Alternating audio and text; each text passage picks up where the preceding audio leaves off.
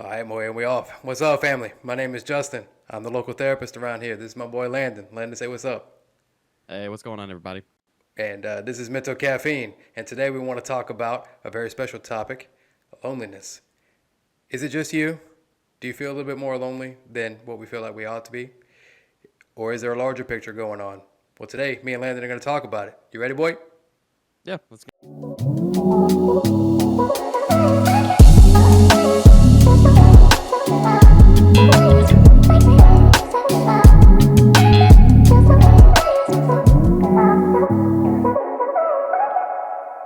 Landon, my boy, what's going on with you? How you living? What's up, man? I'm good. You doing all right? Yes, sir. I'm doing good, man. Doing good. It's Friday. You ready for the weekend? Uh, yes. It's been a Yeah. very, I mean, all weeks are busy, but this week felt especially just strenuous, just a lot going on. And at my job, it's our busy season right now, so it's been, but we're good. We're here. We made it. So, Yeah, man. We made it. We made it. We're back. We're making another episode, another attempt at getting famous to pay off our student loans. I'm going to keep bringing it up because it keeps being relevant, dude, every single time. But, well, Landon, this week, you actually approached me about a topic, the one that we're going to cover today, about loneliness. Tell me a little bit about your thoughts behind that, why you thought it would be a good topic for us to talk about today. yeah. So, as hopefully most people know, last month was Men's Mental Health Awareness Month, and us being a men's I mean, at this point it's just mental health. At us being a mental health podcast, we were like, wow, that just kind of, hello, like we probably should have covered that. And so here we are in July, and yeah, we're a little bit late to the party, but we have not forgotten about it. And so we thought now would be a good time to kind of cover at least what I've seen in my feeds, it's a little bit of a hot button topic. It started with this idea of, well, rather, there's a term floating around of a male loneliness epidemic, which I do believe is very valid and that is going on. But when I brought it up to you, Justin, you then kind of pushback is not the word. You added to that it's not just a male loneliness epidemic; it's everyone, and I completely agreed. I completely agree that there's a lot going on both sides. So with that being said, that's kind of how that topic came up to be. It's a very popular topic that has a lot of people kind of thinking and wondering what has changed. And so that's kind of what sparked this idea for this episode.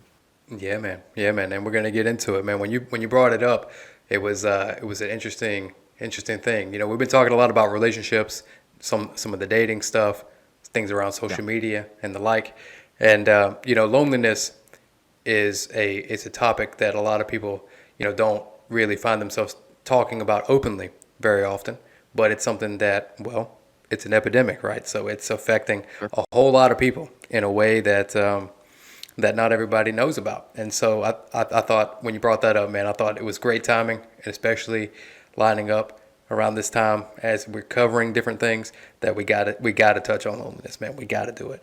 So back Yeah. in 2023, Landon, did you know this? Back in 2023, our Surgeon General here in the U.S. declared loneliness as an epidemic.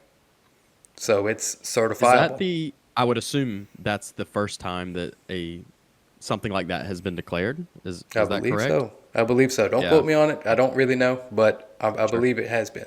Yeah, sure. which I like it, and it's unfortunate at the same time. I say I like it because it means that mental health is making its way into the mainstream conversations, and especially for us males, that's a thing that historically has not been talked about, and so the fact that it's making to the center stage or the main stage really on the larger level is fantastic for these larger conversations that we're having and the conversations that we're trying to have here on Mental Caffeine, man. So Yeah. so Landon, started off with I want to give you some statistics, but I Okay. want you to guess. I want you to see if you can guess. So I what I'm hated about numbers to in school, but I hated numbers in school, but maybe I like them here. So, All right, cool. So I'm gonna hit you with two things, two stats here. So this is from the Survey Center on American Life. They did a survey back in 2021. All right, and they measured the two categories that we're going to talk about here for a second. So they divided it into men and women, and they compared it to 1990. And for context, your boy was born in 1991, and I'm 33, so this is 34 years of comparison. So in the last 34 years, how many people had 10 or more reported friends, and then how many people had reported 0 close friends. So, Landon, out of 100% in 1990, how Hmm. many percentage of men do you think reported having 10 or more close friends? And this is just in the year 1990. That's right. And the percentage 10 or more friends. It's interesting to think about because, like, I can't put it in the context of my life and what my experience because I wasn't even thought of then. I was born in '94, but so I guess I say that to say life has changed so much socially since then. But if I have to put a percentage on it, I would say I'm gonna say like 10%. 40% of men reported having 10 or more close friends in Okay. 1990. Well, I'm glad that it was above my number. I guess I was glass half empty on that one. But okay, still. Okay. All right. So for women, how out of Yep. 100%, how much percentage of women do you think reported having 10 or more close friends? See, I would think this one would be higher. Higher than my guess, I should say. So on this one, I'll say around 35. 28. That's 28% of women interesting. reported having 10 or more close friends. Now, it should be noted in Interesting. 1990, women by and large reported having more friends in total, right? So they were less in the 10 or more, but they had larger Oh, numbers in the other okay. categories. Maybe that's So where I was at with that. Okay. so let's talk about 2021. So this is 4 years ago at the time of this recording. So a little bit dated, but it's still relevant to now. So how many men do you think currently report having, out of 100%, how many do you think have reported having 10 or more close friends as of 2021? Well, now that I know the answers of back then, it gives me I feel like it does. I could be whiffing here, but I feel like it gives me a little bit of a cheat sheet because I don't expect we've gotten necessarily more social as time has gone on. So I'm gonna stick with my original answer this time around, and I'll go a little bit higher. I'll say like 15 to 20%. Ooh, 15%. Yeah. Okay. 15%. My Okay. boy, Okay. you're getting in the range. I You're just getting in I just range. needed some. It's like bowling. I just needed some guardrails. Like Right, that's right, all it right. is. Right. So compared to 1990, men have reported going down from 40% having 10 or more close friends to 15% reporting having 10 or more close friends. Yeah. How about women? So in 2021, out of 100%, what percentage of women do you think report having 10 or more close friends? Remember, in 1990, it was 28%. So what Yep. do you think it is in 2021? More close friends.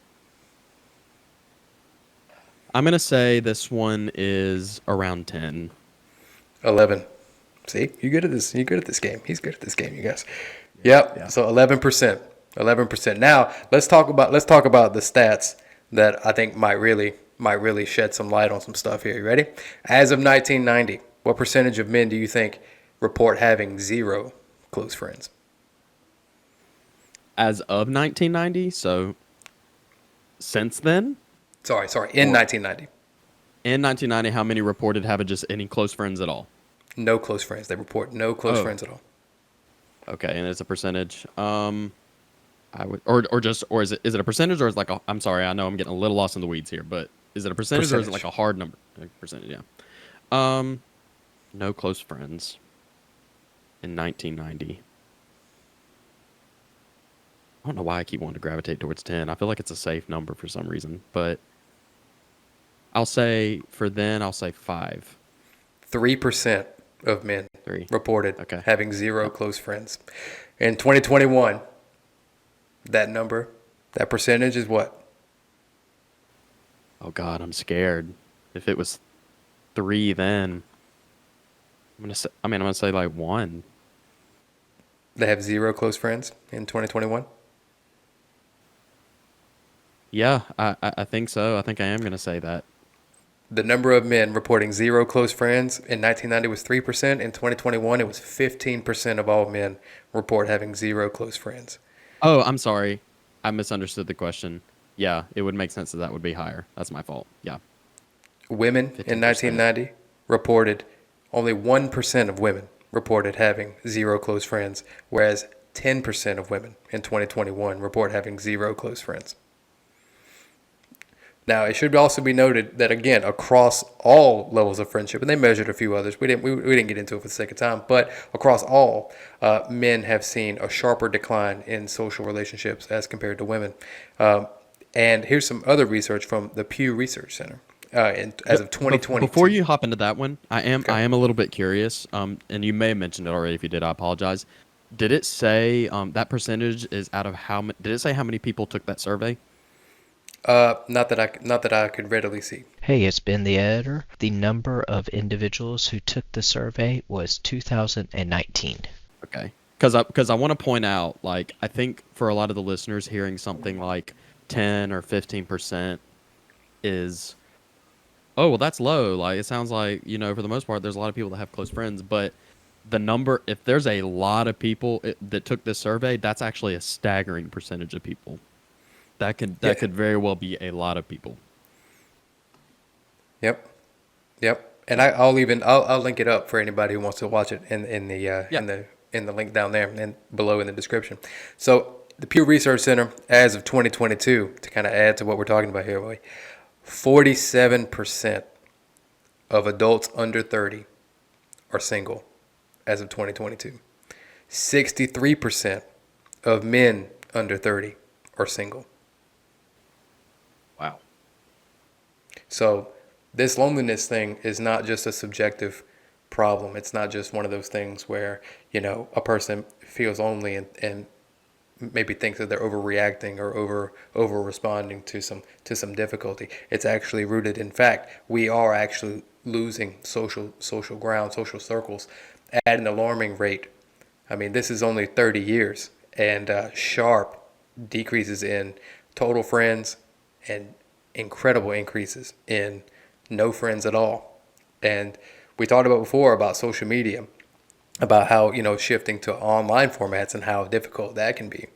And so like we both talked about before, Landon, this migration from real life friendships, social circles to more of an online thing, and that culminates for different reasons in an increasing feeling of loneliness and isolation, which then lead into increased levels of, or have a chance to increase levels of anxiety, depression, and a host of other things. And so, what do you make of that, boy? Did you know? Did those numbers surprise you, or is it kind of on par with what you expected? To be honest, which is not, unfortunately, is not a good thing, but it is on par with kind of what I expected. I wasn't exactly sitting back in my chair going, "Oh, well, this is gonna improve since 1990." Like, no. It sounds about right. I speak both as someone from the outside looking in, just hearing those numbers, but also someone who's experienced some of these things in my own personal life. So it's it's on par. It sounds about right, and I think that's why it's important to talk about it because, well, like you said, all those sharp turns has made it more relevant than ever. Mm-hmm. Yeah. So, when we think about the loneliness stuff, man, one of the things that I think it would be really good to talk about is, and I'm going to don't let me get lost in the weeds here, boy. Pull me out if it gets a little too deep here. But No, you're good. Go ahead. it's about the fact that our sense of identity is built in community and built in relationships. Who we are and who we think we are is somewhere between who we consider ourselves to be and who others consider ourselves to be. But if we don't have any interactions with others, well, then that becomes a bigger issue. And what we find is that this echo chamber of feedback can be exacerbated when you start to believe, as an example, that nobody wants you around. And that starts to get confirmed because there's no more social gatherings. You don't feel like you have any close friends. All your friends, if you do have any, are casual acquaintances that you play games with every once in a while. You don't really go out. You don't really see a whole lot of people. Or if you do, it's you go to work and then you come back home. And what happens for a lot of people, is they have a sentiment that is generally expressed like this. So many people know me, but nobody knows me. And that translates over into the dating sphere. That can translate over into how we interact with our families. And it can start to compound these messages that we tell ourselves. And it can go from very quickly, and this is not for everybody, of course, but it can go very quickly from these pockets of isolation. We start to internalize that and start to believe that we have been rejected. And if we ever have also ever actually been in a place where we felt rejected by a group of people, it further compounds that sense of isolation. And then we start, if we're not careful, having a sense of identity built around being in isolation. And this is when you hear people say, "Well, I don't like people anyway. I don't need anybody I was actually anyway." just about to piggyback that. It's something a lot of people like to parade around and flex about. Right. And this is not for everybody, of course. I'm generalizing. But one of the reasons that you parade it around and champion it is because it's an uncomfortable reality. When you don't have social feedback, when you don't have a sense of togetherness and closeness, you learn to live without it. But that doesn't mean you're thriving. It means you're just surviving. Yeah, it's coping mechanism. And especially when that stuff starts to get compounded with not great ways of coping with that stuff. So for instance, if we're struggling with crippling loneliness and we're starting to feel depressed, and now we're starting to get these messages that we give ourselves about why we're lonely or why nobody wants to be around us, we can either go into a place of sadness or a place of anger. And then if we start reaching for things like alcohol or maybe food or maybe destructive ways of dealing with that stuff, it further erodes the relationship that we have even with ourselves. And that can start to be a very dark road for a lot of people. I think so, just because, at the end of the day, you have yourself, right? And obviously, dealing with loneliness is tough. But when you start engaging in those destructive behaviors and you start sabotaging yourself, not only are you in a position, so not only originally were you in a position where your loneliness was compounding and it was in this vicious cycle of not being around people, but now you get to a point where you don't even want to be around yourself. And I think that's where, and I think that's kind of what you're talking about, and correct me if I'm wrong, where, and I think a lot of people find themselves trapped with, well, not only am I not wanted by the people outside of me, but I don't even want myself. And I think that's kind of what you're talking about there. Right. Again, man, and I don't want to, we won't make a full left turn here, but the way you learn to talk to yourself when you're a child is based on the way people are talking to you. If you have good things poured into you, then you will learn to talk to yourself in a more beneficial and helpful way. If you're surrounded by criticism from an early age, then your internal voice to yourself will learn to be critical. So what happens when you don't have any feedback? Then you're only left with what you have. Now, that doesn't mean that everybody's going to go down a rabbit hole of depression and sadness and all this stuff. But left to our own devices, and especially if we start to internalize the sense of being isolated, it's not going to stay above water for very long, because we need people. We need people. And I think, like, I want to tack on to that. It's okay to admit that. It's okay to accept that it is human nature, and not even just, it is human nature, but it's a biological need that we are social creatures and we need others, and that's okay. You kind of talked about it earlier in this episode, and we've even talked about it in past episodes, that it is this whole idea of isolating and championing around and romanticizing this idea of not needing anyone. Not only do I not need anyone romantically, which maybe necessarily not that, but when you start talking about, well, I don't need friends, I don't need family, that's when red flags really start going up. And unfortunately, like, it's just not true.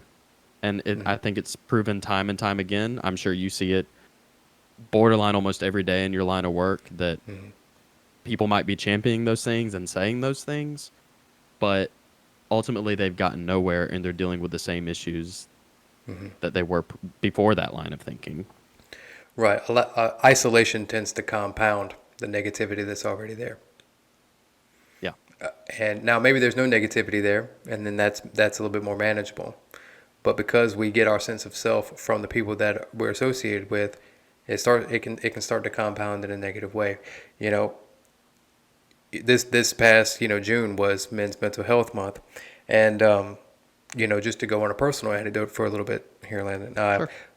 Yeah. Growing up, I've actually known two guys who are no longer with us because of these loneliness problems, and it comes back to a lot of the same things. There was negative self messages that they didn't tell anybody about because they believed that nobody would understand them, and they ended up compounding those negative messages until a decision was made that can't be taken back. And those kinds of things happen. Those kinds of things happen more often than I think people would be comfortable talking about. And the way that happens is a slow, gradual process over time. But it's almost always accompanied with either a literal sense of isolation or a mental and emotional sense of isolation. Yeah, I mean, you can even feel it. And I mean, obviously, me and you have had conversations like this, but even bringing things kind of to add on to or reinforce the idea that it's a topic a lot of people don't want to talk about, and that's not necessarily that topic. That's not necessarily what this episode's about. Mm-hmm. But I'm glad you brought it up because we don't want to be ignorant to that fact. Like that's a part of the whole issue that's going on that goes hand in hand with these things. If these issues are not looked at and corrected, and it's important to face those things, talk about those things as not just men, as human beings, as women too, to face these realities and attack them head on and not sweep them under the rug. So I am glad that even between us, you can feel a little bit of the air, like not that we're in the same room, but you can feel a little bit of the air lead the conversation. But the reality of it is, it's things that need to be discussed because there are people out there who are struggling with these things and they need help. That's right. They need help. And we've talked about this before. We've mentioned this, and I'll mention it here again. Our main goal sitting in front of this mic ultimately is to help people. Mm-hmm. And we're coming, and I believe I can speak for both of us here. We're both coming from a place where we've struggled with things, and it helps us to pour into other people about those things and relate to them. Maybe not relate to them in every sense, but try to relate to them as much as possible in a human way, in a way that connects us. Because we want to help others. So that's our little. That's the little overarching goal here that we brought up before, but I just wanted to bring it up again. Because I do feel this is a little bit of a what's the phrase I'm looking for here? I guess kind of like a flagpole episode where this episode is important. I know it's kind of like our June episode, even though it's in July, but it's important. Yeah. And I just wanted to reinforce to the audience why we're here. That's right. That's right. So let's link those two things together, boy. Let's talk about that. Sure. Let's talk about when we link together the power of isolation and what that can do on us, and we mix these things with this research that we found that our social circles are dwindling. So the question is, what do we do? What do we do? I think it comes in a couple of different ways. So I'm gonna give it to you, boy, one at a time, and tell me what you think about it. One of those, I think it starts by knowing that it's not you. This is a nationwide, in fact, probably global phenomenon of increasing isolation. This isn't necessarily that nobody wants to be around you, or that nobody wants to associate with you, or that nobody wants to know you. Some of these are bigger factors than what any one individual person has control over.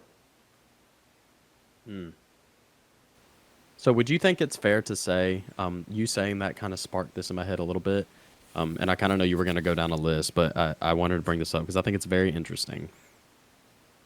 So you'll hear a lot of people say that we're more connected now than ever before, right?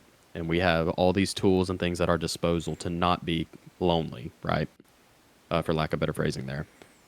Would you say that, would you say it's either A, that we just are just lonely because we're not interacting with others as much, or in this, and I'm kind of walking you into the answer a little bit, but or is it the second option of that, which is the one that I lean towards, where well, one, it's kind of two parts of that. I think in a lot of ways we're connected in the wrong way, in artificial ways, but the real thing I think is we've been desensitized because we have so much interaction. We're connected in so many different ways that we've almost in a lot of ways have gotten numb to how the constant interacting with others. For example, let's go back to those statistics that you threw at me earlier. I would imagine that back in 1990, you probably were not seeing your friends or hearing about your friends near as much as you are now. And I don't mean just in person now. I mean text message, social media, all of these different ways that we are connected. But back in that time, I would imagine that those interactions were a little bit more fresh, a little bit more unique, just simply due to the fact that you weren't exposed to those interactions as much. So, I want to bring that back around to the original question. What do you feel? I know that was a bit of a mouthful, but I just kind of want to get your thoughts on that. Yeah, man. I think there's so many different factors that we could name, and I'm sure whoever's watching Sure. this could probably name some that we're not going to be able to cover for the sake of time. One of those factors that I think is a big part of it is the space between people.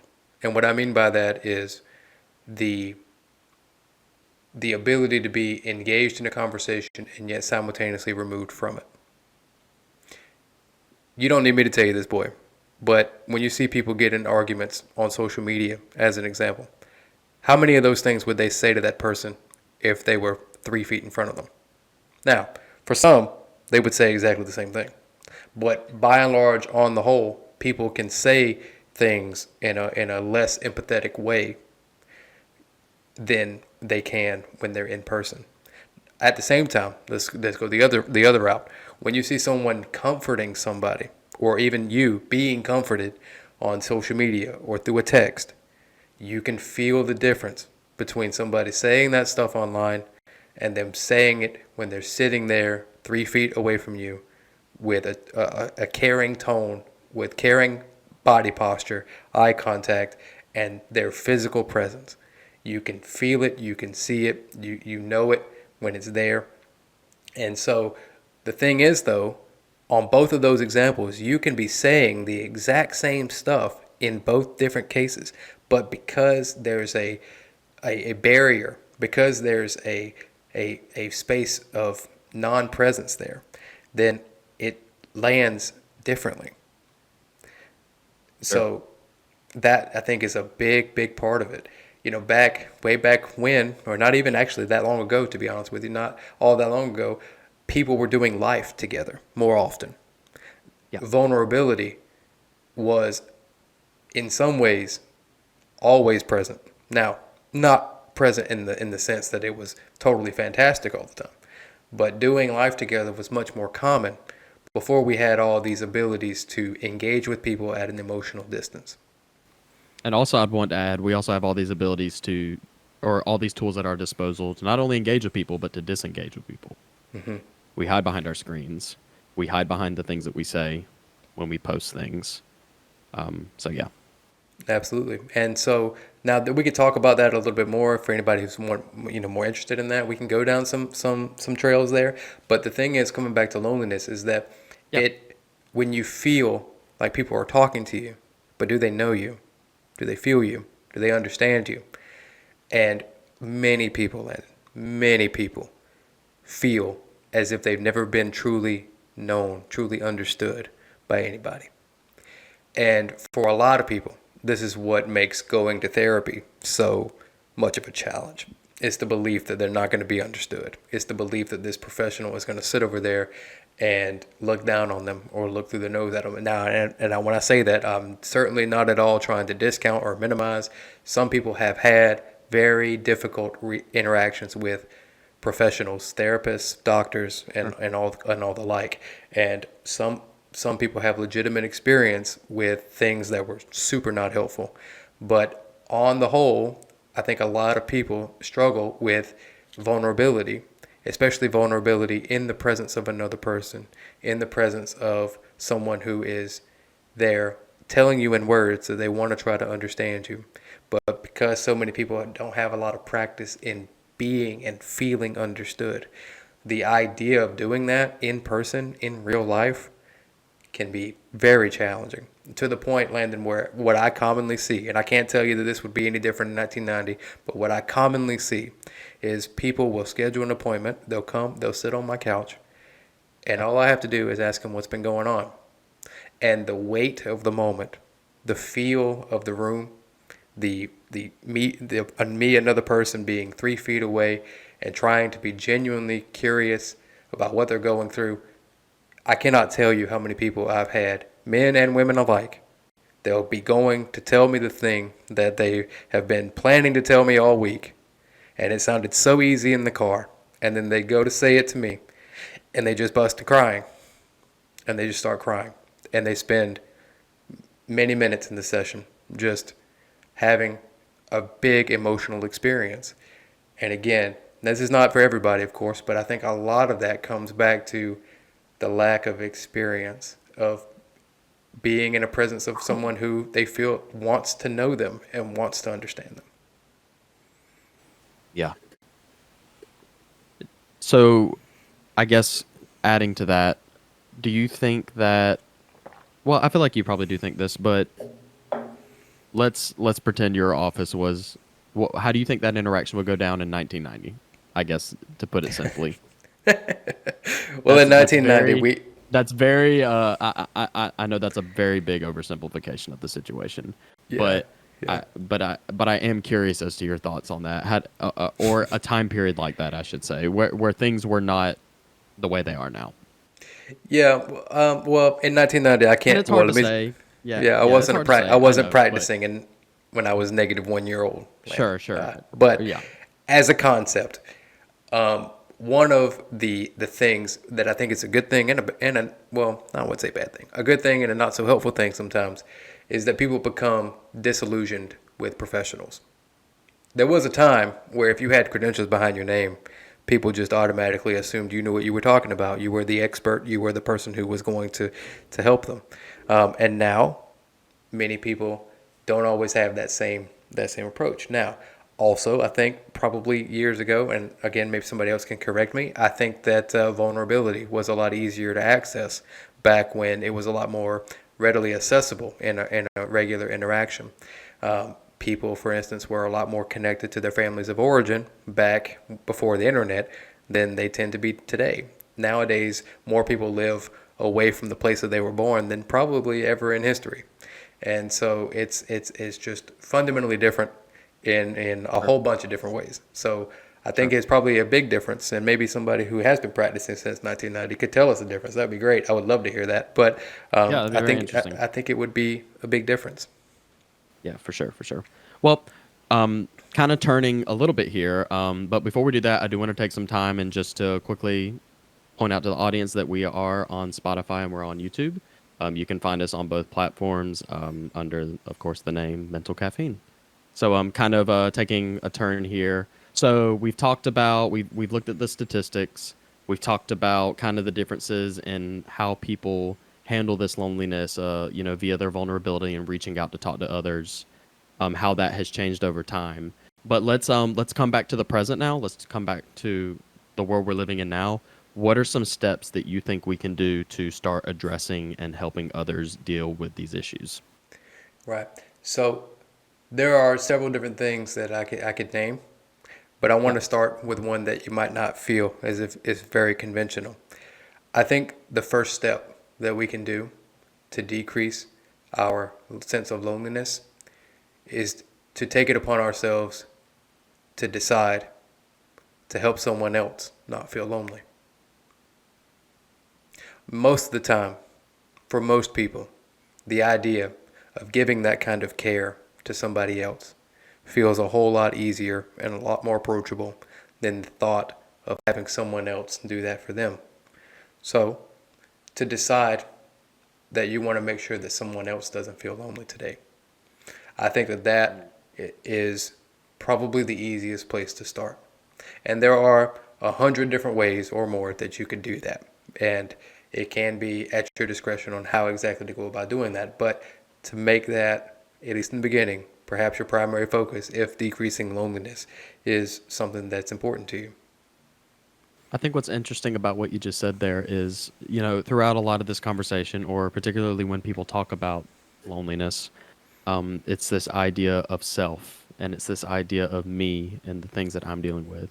And I'm not discrediting those things. Clearly, those issues and those things that you have going on in your life are very important. But what I want to point out that you just talked about is taking a second to, maybe the way to solve some of those issues you have going on is to look outwards and help others. Absolutely. And I think you hit the nail on the head there. I think it's very easy, not just in loneliness, but I think in life in general. Very easy to get caught up in, me and what I've got going on and my problems. And again, those things are very important. That's, I mean, that's you're employed in the field of helping people. So like, if anyone knows how important those things are, it's you. But it's just I think there's a lot of people out there that maybe haven't thought about that and considered that sometimes the answer is outwards, and it's not always this internal struggle. Right. The next part that I want to touch on, Landon, to kind of go with that is, and this can follow up with the same first point, but when we think about trying to decrease your own loneliness, one of the things that I think it's beneficial to come to terms with is that it is a risk. And I think it's important to know that it is. And I think, especially when you think about becoming more vulnerable with someone, trying to open up to someone, trying to be understood by someone, it's important to recognize that they might misunderstand you. And so it is a risk. And if that were to happen, that would not feel great. The thing is, though, is that we have to decide, would the risk of not feeling understood be worse than never having the option to be understood? So to say it a different way, is it better to take a risk at being understood, and you might be understood by this person, you might be felt, you might be heard, you might be connected?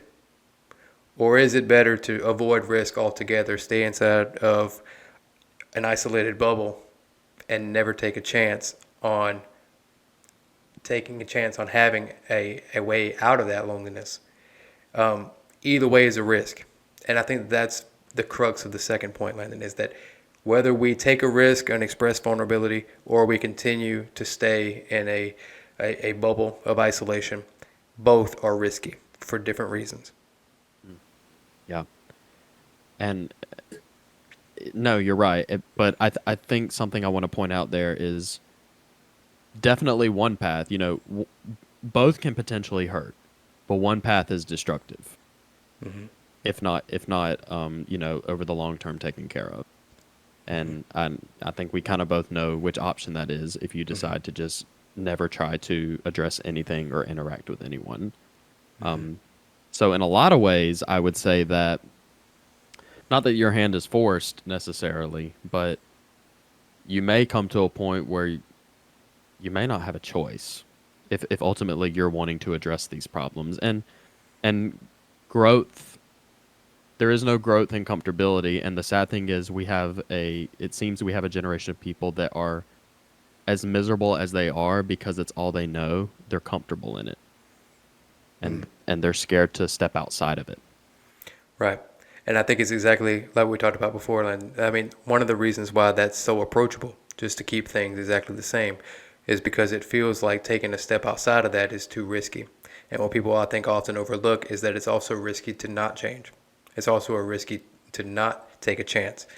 And we just need to understand that risk. And that leads me to the third thing. And I would really want anyone here who's struggling with loneliness in any kind of way and struggling with this idea of taking a chance on vulnerability to really hear this part, because it's, I think, incredibly important. And that is that whoever you are, whatever you've been through, you have a unique perspective.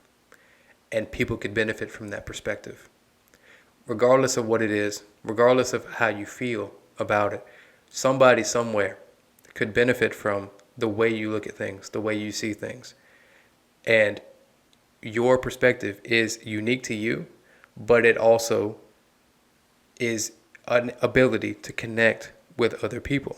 Now, you might not be able to connect with everybody. I mean, there's 8 billion people on the planet. You're not going to be able to connect with all of them. That's just kind of how it goes. But there are people who would value and appreciate your perspective, your feedback, and who would there be with you to receive the care that you're trying to provide for them if you're going to go with step one that we talked about. And also, over time, they can learn to reciprocate to you as well. So I think the third thing, man, is for people to really see the value in their points of view, in their life experience, and in their perspective, because there is beauty and diversity of experience, and it's just great. And I think a lot of times people think that they don't have anything special to give, or something super spectacular. And the thing is that connectivity doesn't have to be grandiose and spectacular. It just has to be authentic. So if you can be your authentic self and you can provide the wisdom that you have from your unique perspective, somebody could really benefit from it. I mean, Landon, really, that's why we started Mental Caffeine, right? I mean, I help people all day long in a professional capacity, but this is different, right? Like you hear me say all the time, I'm not anyone's therapist in this capacity. But then why am I doing it? It's because I want to extend our abilities to help people. Now, I can't help you in a professional sense. I can't go deep the way I can go deep in a therapy setting. I can't get very specific to a person's case the way I can in therapy. But in this case, we can open up a sense of community, hopefully, for people one day.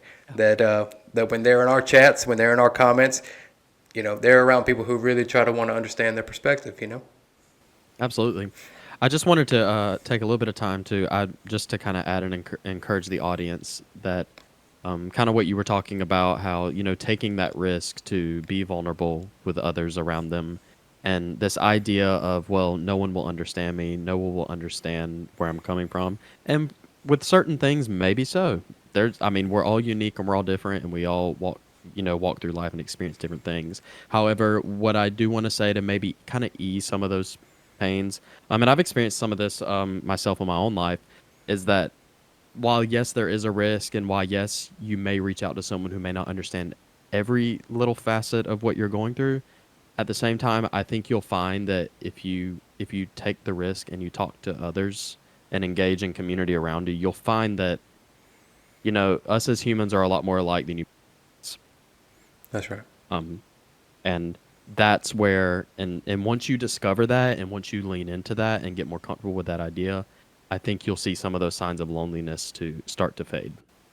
Absolutely. And just a small caveat to end this with, Landon, and then maybe you can wrap us up a little bit here. And that is to say that, remember, whether you're talking about making friends, whether you're talking about being understood, or whether you're talking about scoring a date, you don't need 1,000. So we don't have to put this pressure on you to go get understood by everybody on the block. We just need a few authentic, genuine connections. And that will go a long way. Absolutely. Well, we are about out of time, but I just wanted to, Justin, always love being here, love chatting with you about this. This is a topic very close to my heart, so I've really enjoyed this. And of course, you, the audience, thank you for being here. We love you guys and appreciate you. Again, you can find us on YouTube and Spotify, Mental Caffeine. My name is Landon. This is Justin. And we'll catch you next time.